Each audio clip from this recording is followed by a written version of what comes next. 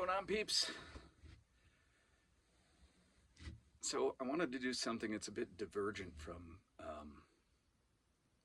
obviously the content that I try to do. It's directed at mechanical heart valve recipients like myself. Um, and the reason for it is because I didn't have a lot of information going through the procedure. And there was a lot of anticipatory anxiety involved. So, if there are individuals out there that have experienced this or are going through it, just wanted to share. That was all. I apologize for the atrocious lighting. Best I can do at the time. There's nothing quite like a grainy video with dark shadows to inspire people, right? I, in 2019, had an Onyx aortic heart valve replace my original valve due to a birth defect that originally devolved into a stenosis. The surgery went fine, obviously. I'm incredibly healthy now, better than I've ever been. But there was a great deal of anticipatory anxiety leading up to the procedure. And there was very little information I found in my experience that helped me. Much of it was very vague. Some of it was just really insane and crazy and kind of doom and gloomy. Speaking of which, anyway, let me preface this by saying I'm just relaying my own personal experience. I have no medical background, no advice to give. I'm just relaying an experience, and everything is just allegedly. But anyway, if anyone out there has gone through it or is going through it, don't feel isolated. It is a small portion of the population that has this procedure. My understanding is allegedly it's like 2% of the population, but there's a super high success rate. So that's good. My personal experience was leading up to it. The doctors had scheduled a surgery, and I know this is going to go long. So if it doesn't interest you, then, whatever, go away. But the doctors had scheduled a surgery several months out. And don't get me wrong, the practitioners were top-notch. The team was top-notch. But it was run very much like a business. It was, in and out. And the response I got was something to the effect of, "You'll be fine. Don't worry about it." Fantastic. So I spent months worrying about it and panicking. And the information online, like I said, was not good. I did find a group on Facebook. It's called Mine Ticks, where there was a great amount of information available in a lot of it inspiring, some of it negative, but not much. Um, so that's something for you to look to if you're going through this, or if you've gone through it. Um, the surgery itself. So, my understanding, allegedly, is that um, in a younger patient, they will recommend a mechanical valve. The predominant technology, in my understanding and my experience personally, is that the Onyx valve, which is carbon, which some of you understand, is the go-to at this point for a younger person. They do offer tissue valves, which don't last as long, my understanding. So in young people, they do recommend a mechanical valve. The reason being, my understanding of it is, it lasts longer. That's all. Again, don't take advice from me. I have no background in anything. I'm a guy out in the desert that likes to thump arrows into stuff for no good reason at all. But I do feel a lot better. Refusing the surgery, from my understanding, is a bad idea. There is a really high chance that you're just going to die within a few years. So that's something to consider as well. You know, they say it's your right to refuse. But just being real, so in a younger person, they are going to crack you open. And that's terrifying. I get it. I've lived it. One thing I didn't do myself personally was watch any videos at all about the procedure. I did after the fact. And it was horrifying. Just saying. Now, in an older person, they can use other methods which, for some odd reason, have a higher success rate. So, this is not about that. It's about, people, I don't know, say 40 or younger, maybe. But, again, very high success rate for the surgery. What I did personally was really diligently research the surgeon and their team. And to be perfectly honest, it didn't offer much comfort. The best thing I did was have a support system surrounding me of people that genuinely cared. And it's the type of thing that I could never repay them for that. On an emotional level, it was huge. So if you have that opportunity, please take advantage of it. Again, it's a high success rate.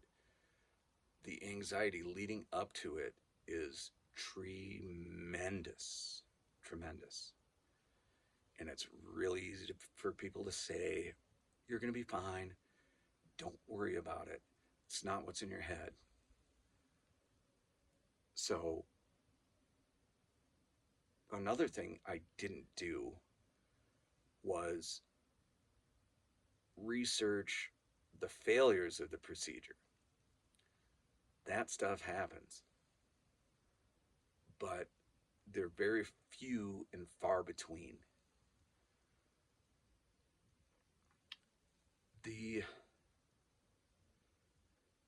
best thing you can do is keep your wits about you and just go through it. Now, in my case, the surgery went well. It was incredible. Because it's an onyx valve, you are required to be on anticoagulants for the rest of your life. That's something to consider, but allegedly, the valve will probably last indefinitely. So there's a balance there. The aftercare, you have to consider that if you are on an anticoagulant, and in my case, I also had to be on another medication and have to be on another medication that controls my pulse rate. Because evidently, when they fixed my heart and brought it back up to speed, my pulse rate was ridiculously high.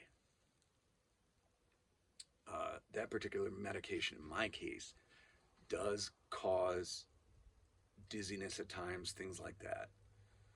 The anticoagulant, which I'm on for the rest of my life, affects diet. So we talk about aftercare.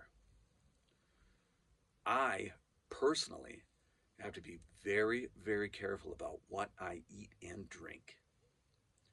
Just my experience. Everyone is unique. Everything is different. But you have to be very diligent in the aftercare as far as your personal responsibility of what you eat and drink. Foods containing vitamin K very much affect the medication. Also, things like, for me personally, alcohol is very detrimental. And you'll learn about all this. You'll learn about regulating your INR, which is an international ratio. It's how they test the clotting of your blood. This is something that you're going to have to do regularly with a primary care provider. And it's a pain. You're going to have to get a finger prick. But it's okay. You still have your life. And that's really what matters. Me personally, I'd rather just be cracked open once, get the mechanical valve, take the medication, and be done with it, rather than get a tissue valve, in my opinion, and put my loved ones through potentially being cracked open again in a few years to have that thing replaced.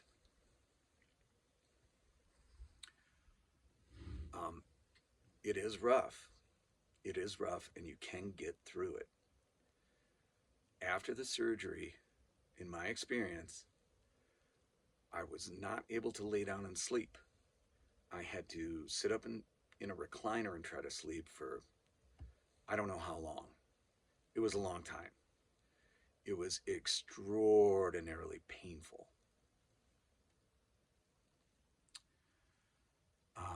You're not going to be able to drive for, in my experience, at least a month.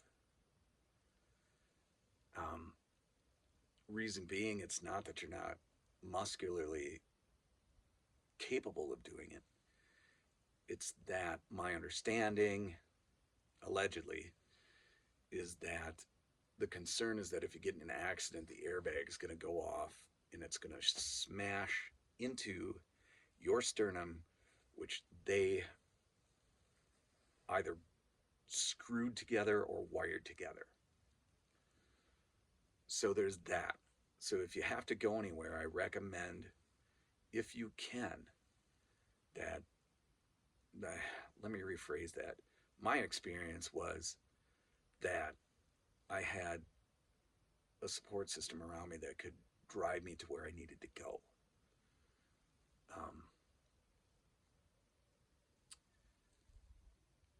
Beyond that, other things to consider are, wiping your butt. Me, I ended up getting a bidet. I know. That's like totally some stuff they do in Europe. But I do a lot of things alone, and I don't like asking for help.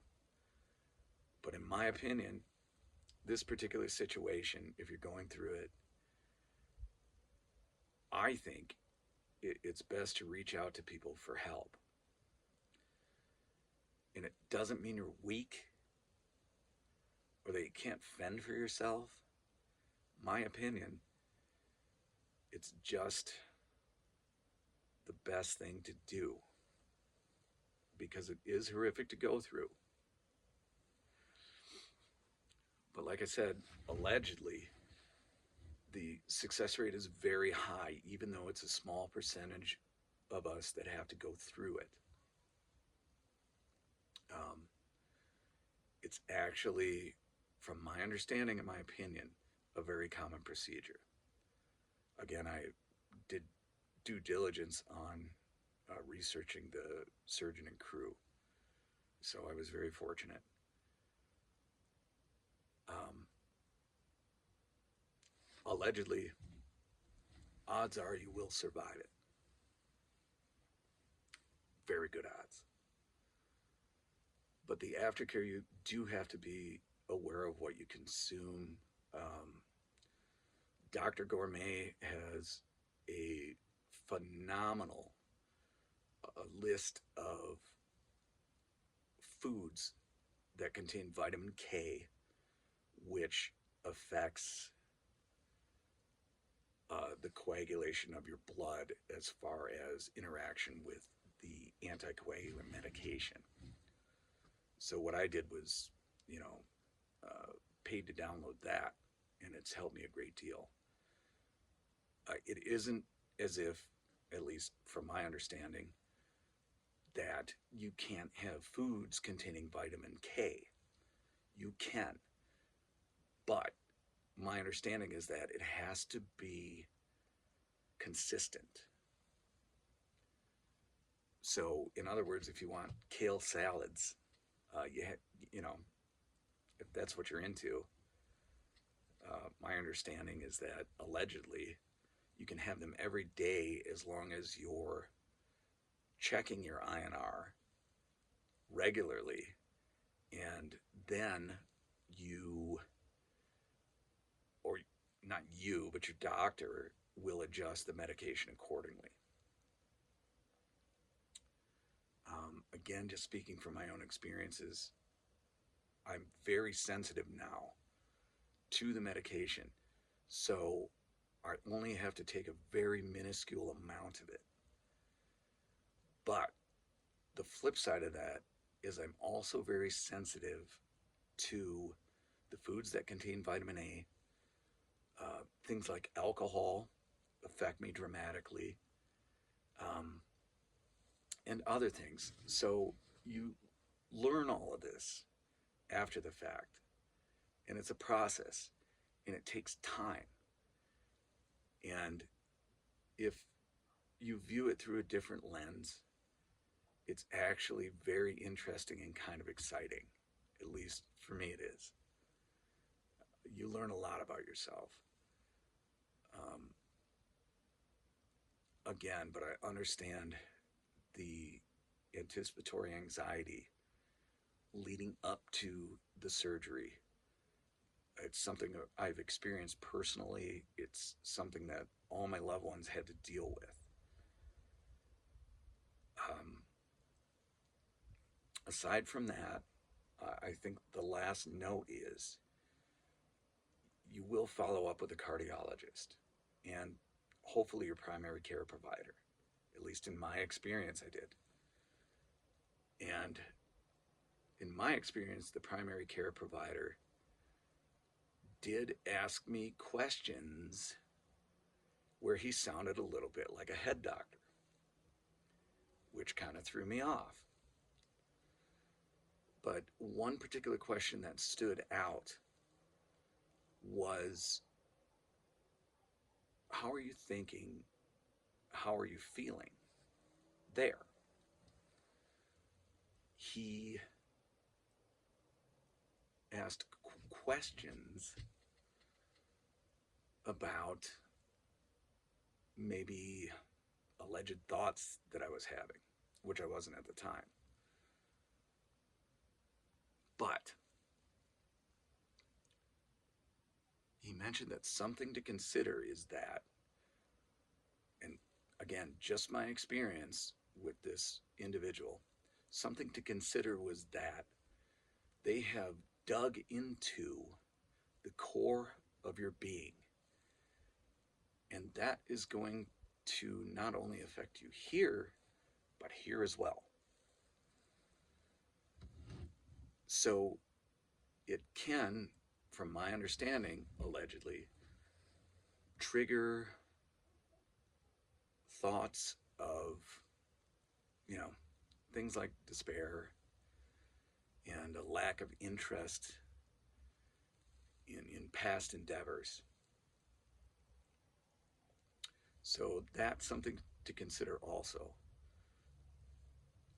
My experience is that if I was ever having those concerns, allegedly, that I would then reconnoiter with my primary care provider. So that's something to consider too. It's legitimate, in my opinion,